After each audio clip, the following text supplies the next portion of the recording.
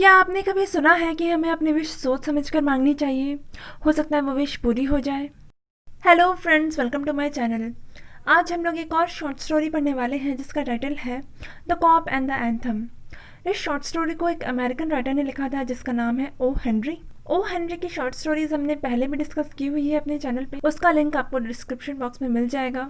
अब इस स्टोरी की सेटिंग की बात करें तो इसकी सेटिंग न्यूयॉर्क में रखी गई है और ये शॉर्ट स्टोरी पब्लिश हुई थी 1904 में और इस स्टोरी का पॉइंट ऑफ व्यू है थर्ड पर्सन। तो चलिए बिना टाइम को वेस्ट किए हम लोग इस स्टोरी को शुरू करते हैं। तो स्टोरी शुरू होती है न्यूयॉर्क शहर से।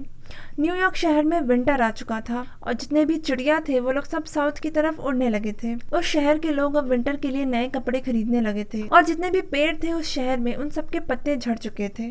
तो उस शहर में मेडिसन स्क्वायर नाम का एक जगह था। वहाँ पे एक पार्क में एक बेंच लगा हुआ था और उस बेंच पे एक गरीब होमलेस आदमी बैठा हुआ था। उस आदमी का नाम था सोफी। तो सोफी बैठा हुआ था उस बेंच पे और वो विंटर के आने के इन सारे साइंस को देख रहा था। वो काफ़ी परेशान था क्योंकि उसके पास घर नहीं था रहने को। वो ये सोच रहा था कि वो इस विंटर के 3 महीने कहाँ गुजारेगा, क्योंकि जो उसने अपने कपड़ों के अंदर न्यूज़पेपर डाल रखी थी ठंड से बचने के लिए वो भी अब काम नहीं कर रहा था। वो न्यूज़पेपर डालने के बाद भी उसे ठंड लग रही थी, इसलिए वो बहुत ज़्यादा परेशान था और वो सोच रहा था कि वो कहाँ जाए, क्या करे। फिर वो सोचता है ब्लैकवेल्स आइलैंड के बारे में। ब्लैकवेल्स आइलैंड पर एक जेल था। सोफी सोचता है कि अगर मैं किसी तरह उस जेल में चला गया तो मुझे अगले 3 महीने तक फ्री खाना और फ्री ब्लैंकेट और फ्री में सब कुछ मिलेगा। मैं वहाँ पे 3 महीने तक आराम से रह सकूँगा। सोफी इससे पहले भी कई बार जा चुका था उस जेल में विंटर गुजारने के लिए। तो सोफी अपना पक्का मन बना लेता है कि उसे उस जेल में ही जाना है विंटर गुजारने के लिए। लेकिन अब वो सोचता है कि वो ऐसा क्या काम करे जिससे कि वो जेल में चला जाए। फिर उसके दिमाग में एक आइडिया आता है।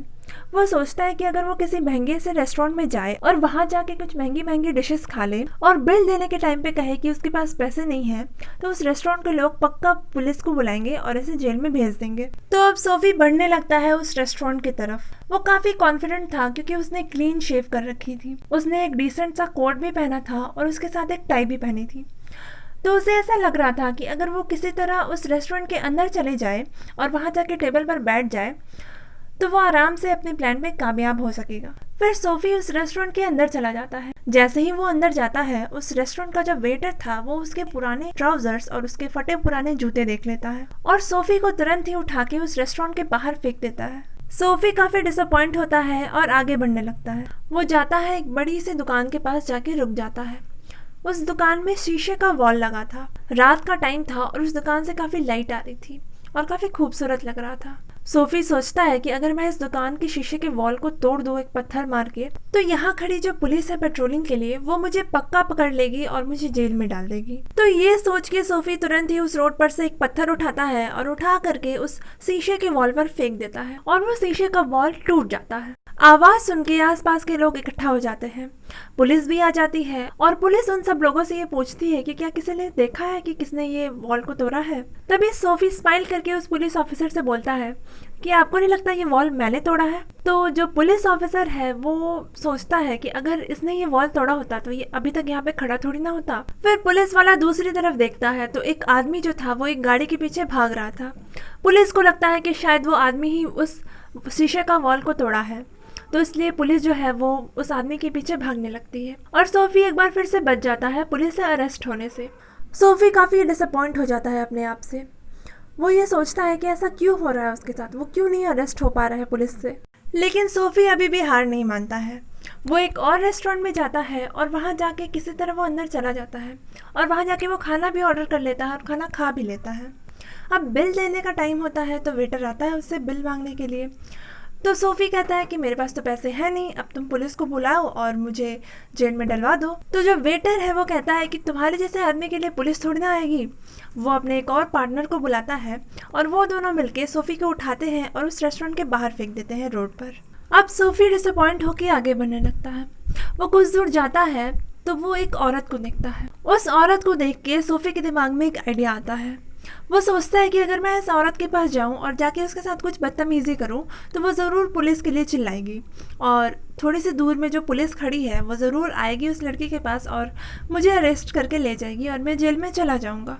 तो सोफी जाता है उस औरत के पास और जाके कुछ कुछ उल्टा सीधा बोलने लगता है वो औरत कुछ देर तक तो चुप रहती है, फिर उसके बाद वो सोफ़ी से कहती है कि यहाँ पे पुलिस थी इसलिए मैं कुछ नहीं कह रही थी, आप चलो हम लोग साथ में चल के ड्रिंक पीते हैं।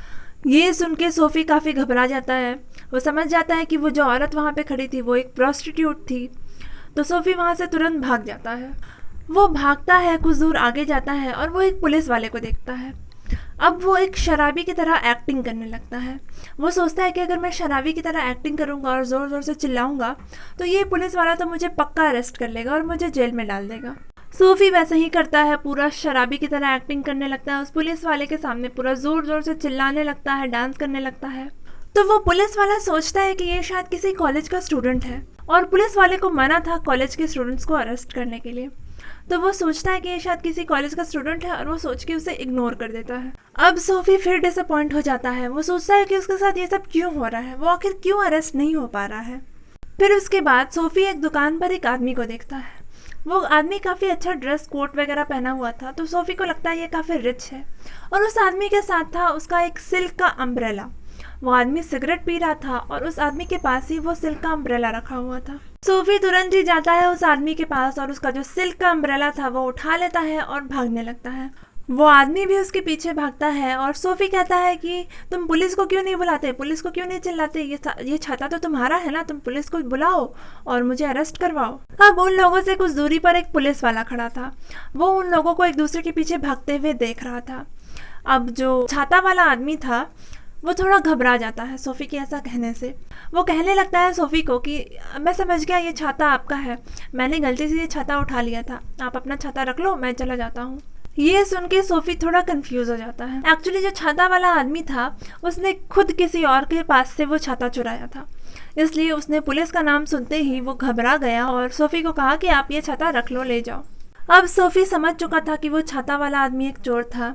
अब सोफ़ी पूरे तरीके से डिसअपॉइंट होकर आगे बढ़ने लगता है। वो बहुत ज़्यादा अपसेट रहता है और ये सोचता है कि इस साल की सर्दियों में शायद उसे जेल जाने का मौका नहीं मिलेगा, वो इस साल की सर्दी जेल में नहीं गुजार पाएगा। लगभग आधी रात हो चुकी थी और सोफ़ी डिसअपॉइंट होकर मेडिसन स्क्वायर की तरफ बढ़ने लगता है, जहाँ पर उसका बेंच था जिस पे वो हमेशा बैठा करता था। उसके दिमाग में बस यही सब चल रहा होता है कि आखिर वो इस साल की सर्दियाँ कहाँ पे गुजारेगा, वो कहाँ रहेगा, उसके पास तो कोई घर नहीं है। फिर वो चलते चलते जाता है और एक चर्च के पास जाके रुक जाता है। पहले उस चर्च की जगह पर ही उसका बचपन का घर हुआ करता था, जहाँ पे वो पैदा हुआ, जहाँ पे उसका बचपना बीता था। वो उस चर्च के पास खड़ा होता है और उसे उसके बचपन की सारी मेमोरीज याद आने लगती है। वो एकदम शांत होकर चुपचाप अपने बचपन के दिनों को याद करने लगता है। वो सोचता है कि पहले वो कितना एनर्जेटिक हुआ करता था, पहले वो कितना अच्छा खेलता था, कूदता था, कितना काम करने वाला आदमी हुआ करता था, और अब वो क्या बन गया है, पहले क्या था और अब वो क्या बन गया है।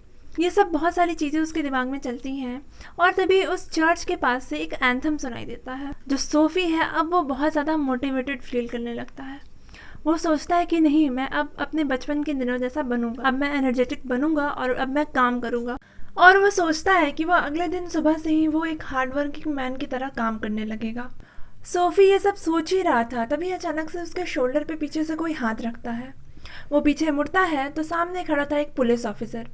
वो पुलिस ऑफिसर सोफ़ी से पूछता है कि तुम यहाँ पे आधी रात में क्या कर रहे हो।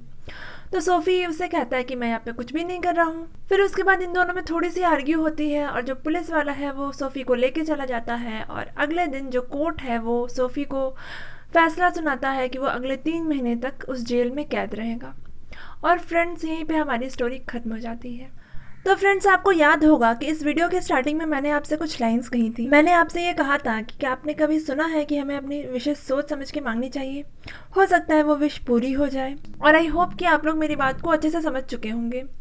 कैसे लगे आज की वीडियो कमेंट में ज़रूर बताएं और इस वीडियो को लाइक करें, शेयर करें, हमारे चैनल को सब्सक्राइब ज़रूर कर लें। और फ्रेंड्स, आप लोग हमारे टेलीग्राम ग्रुप में भी ज्वाइन कर सकते हैं, उसका डिटेल्स आपको स्क्रीन पे मिल जाएगा। और इंस्टाग्राम पे भी हमें फॉलो कर सकते हैं, वहाँ पे हम लोग जल्द ही इंग्लिश के इंटरेस्टिंग फैक्ट्स वगैरह सब पोस्ट करेंगे। सो फॉलो कर लें इंस्टाग्राम पे एंड टेलीग्राम का ग्रुप भी ज्वाइन कर लेना, वहाँ पे क्वेश्चन आंसर्स वगैरह प्रोवाइड करा दिया जाएगा और समरी क्विज ये सब होगा। And thank you.